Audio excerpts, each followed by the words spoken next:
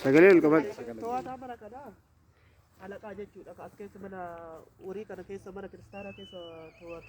As laali. Isa san irratti dubbachuu barbaade. Tokkoffaa hojjetaa balleessee jira. Hojjetaa aangoo ofiitii itti ajajaa jira. Isa malee namni biraa hin jiru. Barbaadan waa ofii barbaade hojjechiisa malee billiitii amma horii jedhee dubbatu kun beekaa jajadhisan malee isaan martinuu hin beekani. Gara ofii inni ajaje malee gara biraan hojjetan. Aangoo ofiitiin bulcha jechuudha. Yoo isa nama bicha billiitiin mana kana keessa kan hojjetu. Kuuwwan farsii galabbata cinqallaatii hojjeta ofii billiitii jedhan. Amma beekaan hafe malee inni wanta ofii hojjete balleessu. Nunni mana kanatti gaafatama. Tashooma? Ishee. Ajaja isaa malaa hin sodaachisa fatanaaf fakkaate guyyaa wanta tokko wanti dubbatan didanii cadhisanii taaniif badii ofii beekaniitu cadhisanii isaanillee hojjetan munuunu. Wanta tokko sirreessu yoo ati waatti dubbatte godaana irra sin baasan jedha nuullee. Siraanu baay'ee nu sodaachifataa ture. Yoo sin dubbattan godaana irra sin baasaa waan tokko dubbatina. Deemi itti deemati sirrii jirta deemi. Hin dubbatinaa nuun jedha. Godaana irra bahuu barbaadanii nuun jedha. Kanaaf yoo hojjetaan dubbachuu hin danda'u. Amma deegaan xiqqoodhaan baay'ee ol lola jedhan. Haga ulee falaxa wal geessan asitti kun mootii addaan qabu. Dinquun? Dinquun kun otoo jira. Wal lolanii baay'ee wal onnoo jedhan.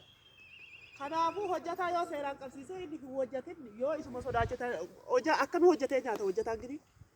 Lama bicha namni billiitii hojjetu. Kuuwwan immoo cinqallaatii, farsii galabbata, Haayile Mikaayil billiitii irratti nyaata, kidaaneen billiitii hunduu hin hojjetan. Kanaafuu hojjetaa yoo mee gadi buuftanii odoo laaltanii barbaadne. Galatoon. Maali wanti siin galle? Mee isarraa fuudhabanii. Mana kiristaanaa kanatti amma hojjetaan mana qalma kiristaanaa keessa jiru kunniin akkan seennee jedhaa jirtan.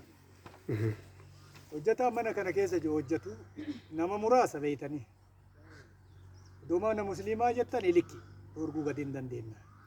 No amma akkaataan mana kiristaanaa kana hojjetaa itti dorginu giraanu gabba.